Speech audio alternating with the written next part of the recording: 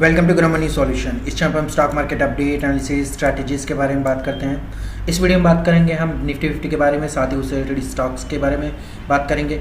साथ ही लास्ट में आपको बताए जाएंगे इसके टारगेट क्या है, अपसाइड और डाउन साइड के मतलब कितना टारगेट रखना है और कितना किस हिसाब से आपको बाय सेल करना है। प्लीज़ चैनल को सब्सक्राइब कीजिए, साथ ही बेल आइकन को दबा लीजिए, आने वाले वीडियो के नोटिफिकेशन आपको मिलते रहेंगे। ये निफ्टी 50 का आपका 1 डे टाइम फ्रेम का चार्ट है। 1 डे टाइम फ्रेम के चार्ट में जैसे कि आपको ये अभी के टाइम में दिखाई दे रहा है, ग्रीन कैंडल काफ़ी अच्छी बड़ी कैंडल बनाई है, ठीक है। हालांकि एक दिन पुराने में अगर आप देखेंगे तो डेफिनेटली आपको पता चलेगा थोड़ा सा नेगेटिविटी कंटिन्यूटी की तरफ ही रहने वाली थी। कंटिन्यूटी कैसे रहने वाली थी मैं आपको बता देता हूँ कि जैसे कि मॉर्निंग में इस तरीके से एक बड़ी कैंडल बनी, सपोर्ट लेके यहाँ से मतलब इसका जो ओपनिंग हुई थी वो ये वाला लेवल ओपनिंग हुआ था। फिर देन उसके बाद में काफ़ी अच्छा मोमेंटम ऊपर की साइड में हुआ और देन उसके बाद में काफ़ी बड़ा डाउनफॉल, एकदम से लगभग 100-125 पॉइंट का डाउनफॉल, मतलब जितना हुआ था उस हिसाब से आधे से ज़्यादा डाउनफॉल नीचे की साइड में आ गया था। तो इस हिसाब से कल का जो था वो कंटिन्यूटी की तरफ पे बेस पे इशारा कर रहा था, यानी कि कंटिन्यूटी ही करनी थी इसको। हालांकि एक बड़ी कैंडल बनी ज़रूर थी ये वाली कैंडल, इस कैंडल के बिहाफ पे ही नीचे की तरफ में यहाँ पे एक क्लोजिंग पॉइंट था। इस पॉइंट को अगर नीचे की साइड में ब्रेक करता तो हमारा प्रेडिक्शन यही था कि डेफिनेटली ये नीचे की साइड में जाएगा। तो हमारा भी same as it is same यही रहा था। एक बार ऊपर की साइड में गया था, देन उसके बाद में इस लेवल को इसने ब्रेक किया, देन उसके बाद में नीचे की साइड में आया तो हमने इसको सेल किया था। हालांकि हमारी कॉल और पुट भी हमने दी थी लोगों को और अच्छा खासा प्रॉफिट भी कमाया था। आज के दिन भी हमने दी हैं, तो इस बिहार पे आपको पता चल गया होगा, ठीक है। अब जैसे कि मैं आपको बताना चाहता हूँ कि एक दिन का जो एक चार्ट है, एक दिन का चार्ट इसलिए लगाया गया है क्योंकि आपको ये नेक्स्ट डे के बारे में, देखिए निफ्टी 50 और बैंक निफ्टी है, ये एक तरीके से मूवमेंट करती है और कुछ नहीं है, ठीक है। अब इसके मूवमेंट को पकड़ना आपकी जिम्मेदारी बनती है अगर आपको प्रॉफिट बनाना है तो, ठीक है। आप हमारे वीडियो इसीलिए देखते हो क्योंकि इसके मूवमेंट जो हैं वो आपको आसानी से पकड़ में आ जाए और किस तरीके से लेवल में हम ट्रेड कर सकें, ठीक है, और प्रॉफिटेबल ट्रेड कर सकें। तो यही मतलब है कि फ़िलहाल के टाइम में तो ये कैंडल है एक पॉजिटिव कैंडल और काफ़ी अच्छी कैंडल है। इसका हाई अगर ब्रेक करता है, हालांकि इसका जो हाई है वो हाई है 18,431 और क्लोजिंग पॉइंट है इसका 18,426 का, ठीक है। तो ज़्यादा बड़ा इसका मतलब क्लोजिंग पॉइंट और हाई के बीच में ज़्यादा डिफरेंस नहीं है।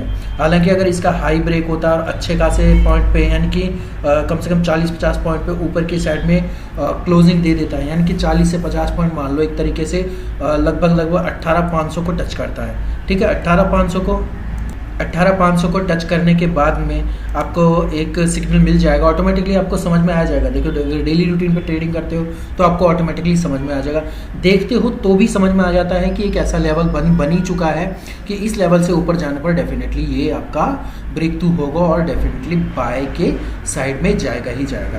हालांकि कल भी हमारा same as it is same prediction रहेगा आपका बाई साइड में, क्योंकि आज की जो कैंडल है आज की बाइंग साइड ही था हमारा और कल का भी हमारा बाइंग साइड ही रहने वाला है, ठीक है। अब इसके जो टारगेट है, टारगेट का मतलब सपोर्ट रेजिस्टेंस मैं आपको बता देता हूँ। मतलब जो ऊपर की साइड में एक लेवल मतलब सपोर्ट के रेजिस्टेंस के तौर पे रह सकता है, 18,500 का रह सकता है।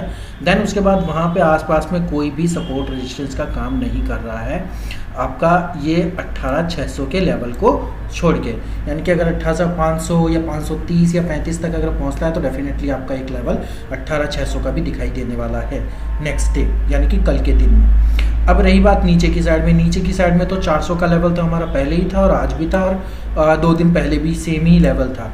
तो इस लेवल को same as it is same नीचे की साइड में ब्रेक करता है तो कम से कम ज़्यादा रिस्क नहीं लेना है, 70 से 80 पॉइंट ही नीचे की साइड में जाएगा, उससे ज़्यादा ये नहीं जाएगा। फिर वापस ही यहाँ से सपोर्ट लेने की कोशिश कर सकता है 18,300 या 330 से या 320 से वापस ऊपर की साइड में सपोर्ट लेने की कोशिश कर सकता है। ये तो रही हमारी नेक्स्ट डे की आपका निफ्टी 50 के बारे में। अब बात कर लेते हैं हम इनके स्टॉक्स के बारे में, जिसमें पहला स्टॉक रहेगा हमारा जाइडस लाइफ, जिसे हम कैडिला हेल्थ केयर के नाम से भी जानते थे। पहले इसने नाम चेंज हुआ तो जाइडस के नाम से इसका जाइडस लाइफ या हेल्थ केयर जो भी आप नाम लेना चाहो तो उस हिसाब से वो चेंज हो गया। अब हमने एक नॉर्मली बेस पे एक कैंडल ली हुई है। कौन सी कैंडल? 1 घंटे वाली कैंडल। इस वाली कैंडल में क्या होता है कि आपको एक लेवल आपको पता चल जाता है कि इस लेवल में यहाँ से यहाँ तक आपका अच्छा खासा लेवल बनता है, और इस तरीके से आपको पता चल जाता है कि ये चीज़ें आपको समझ में आने लगती हैं कि अगर इस लेवल को अगर नीचे की साइड में ब्रेक करेगा तो क्या होगा, इस लेवल को ऊपर की साइड में ब्रेक करेगा तो क्या होगा, यानी कि बाय करना कब है और सेल कब करना, हमें ये चीज़ें पता चल जाती हैं अगर हम रूटीन बाय रूटीन हम चीज़ें करते रहते हैं तो। ठीक है, अब चीज़ हम ये कहेंगे कि देखिए अब लेवल इसका ऊपर की साइड में, तो मैं आपको लेवल तो लास्ट में ही दूंगा, लेकिन फ़िलहाल के टाइम में मैं एक पॉइंट ऑफ व्यू के हिसाब से बता देता हूँ। 409 और 407 का एक लेवल है। इस लेवल में ऊपर की साइड में रेजिस्टेंस बन जाएगा और नीचे की साइड में सपोर्ट बन जाएगा। इस सपोर्ट में अगर ब्रेक होता है तो डेफिनेटली इस लेवल पे ये दोबारा आ सकता है, यानी 405 का लेवल ये वापस नीचे की साइड में दिखा सकता है। ऊपर की साइड में जाता है तो डेफिनेटली आपका 410 और 412 है ही, ठीक है ना, ये तो आपको दिखाई दे ही रहे होंगे। नीचे की साइड में क्या होता है कि अगर बैंक निफ्टी या निफ्टी नीचे की साइड में मूव करती है तो हमें स्टॉक्स को भी नीचे की साइड में मूव कराना चाहिए, क्योंकि ऑब्वियस सी बात है हम जिगजैग की तरह ही चलते हैं डेली रूटीन पे, तो उसी बिहाफ पे भी हमें डेली रूटीन पे ट्रेड करना चाहिए। अब बात कर लेते हैं हम नेक्स्ट ट्रेड के बारे में, नेक्स्ट स्टॉक के बारे में। नेक्स्ट स्टॉक रहने वाला है हमारा टाटा मोटर्स का। टाटा मोटर्स का है 1 घंटे का ही टाइम फ्रेम है, same as it is same. जैसे हम नॉर्मली वे पे आप देखते हैं ना कि किसी तरीके से प्रिडिक्शन तो क्या है, एक तरीके से हम एक स्मूथ वे में हम जाते हैं और उसी हिसाब से हम उसको मतलब जैसे रिवर्सल पैटर्न होता है रिवर्सल को पकड़ लेते हैं, अपसाइड मूवमेंट होती है तो अपसाइड को पकड़ लेते हैं, एक तरीके से फ्लो में हम काम कर लेते हैं, तो उसी हिसाब से हमें पता चलता रहता है। और जो हमारे मतलब फ्लो में काम करना है, यानी कि एक तरीके से कंटिन्यूटी में काम करने का 1 घंटे वाला पैटर्न ही हम यूज़ करते हैं ज़्यादातर। हालांकि हम लाइव मार्केट में 1 घंटे का कभी यूज़ नहीं करते हैं, लाइव मार्केट में 1 मिनट का या 5 मिनट का ही टाइम फ्रेम हम लेते हैं, और आपको भी यही लेना चाहिए। 1 घंटे का सिर्फ नेक्स्ट डे का प्रेडिक्शन जो होता है उसी हिसाब से हम करते हैं, 1 घंटे का ही मतलब टाइम फ्रेम लेते हैं चार्ट में। अब क्या है कि आपको सामने तो दिखाई दे ही रहा है ये वाला लेवल, ठीक है। 1 घंटे में तो ऑटोमेटिकली सारी चीज़ें आपको समझ में आ जाती हैं कि कहाँ पे ये सपोर्ट ले रहा है, कहाँ पे ये रेजिस्टेंस ले रहा है, ठीक है। ये रहा आपका रेजिस्टेंस और ये रहा आपका सपोर्ट। रेजिस्टेंस 420 पे है, सपोर्ट है आपका 416 पे, नॉर्मली चीज़ है, ये आपको समझ में आ ही गया होगा। अब 2 पॉइंट नीचे की साइड में टारगेट लगा लो, 2 पॉइंट अब नीचे की साइड में टारगेट लगाते चलो, ये वाला टारगेट है, और ऊपर की साइड में भी same as it is same 2 point के लेके लगा के चलो। अब 2 पॉइंट से ज़्यादा हम इसलिए नहीं ले सकते क्योंकि अगर इसका 1% भी अगर मानोगे तो 40 पैसे होता है, एक तरीके से 10% का हो गया, एक तरीके से 1% का हो गया 4 रुपये, और 10% का तो ऑब्वियस सी बात है, इसका 10% तो समझ ही गए होंगे 42-43 रुपये होता है।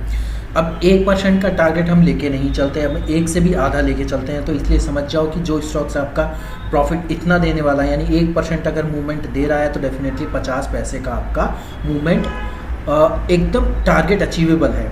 यानी कि अगर हम ये डेली रूटीन पे 2% या 3% का मूवमेंट दे रहा है नीचे की साइड में अप साइड में, तो इसका आधे का टारगेट आप लगा के चलो, या तो 1% लगा के चलो या 0.75% आप लगा के चलो, जिससे आपको टारगेट भी अचीव हो जाएंगे और आपको समझ में भी आ जाएगा कि हम किस तरीके से मतलब स्टॉक मार्केट में काम करें।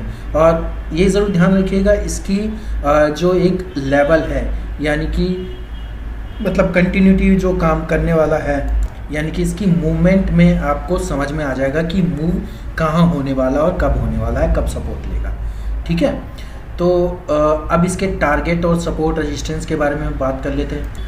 जाइडस हेल्थ केयर या जाइडस लाइफ हेल्थ केयर, जो भी आप कहना चाहें उसके हिसाब से कह सकते हैं, जाइडस लाइफ कहते हैं। सपोर्ट इसका ये रहेगा, आप देख लीजिए, रेजिस्टेंस आपका ये है, टारगेट आपको समझ में आए गए होंगे, टारगेट मैंने क्या क्या बताए थे, और टारगेट डाउन साइड के भी आपको समझ में आए होंगे, इस तरीके से मैंने आपको टारगेट बताए थे। Same as it is same Tata Motors है, टाटा मोटर्स का सपोर्ट ये है, देन उसके बाद रेजिस्टेंस ये रहने वाला है, टारगेट ये रहने वाले हैं अप साइड के, और नीचे की साइड के ये टारगेट रहने वाले हैं, ठीक है। ये सारी चीज़ें आपको समझ में तब आने लगेगी जब आप रेगुलर में काम करने लगेंगे। वीडियो अगर आपको अच्छा लगा तो वीडियो को लाइक कीजिए, चैनल को सब्सक्राइब कीजिए, साथ ही बेल आइकन को दबा लीजिए ताकि आने वाले वीडियो के नोटिफिकेशन आपको मिलते रहें। धन्यवाद।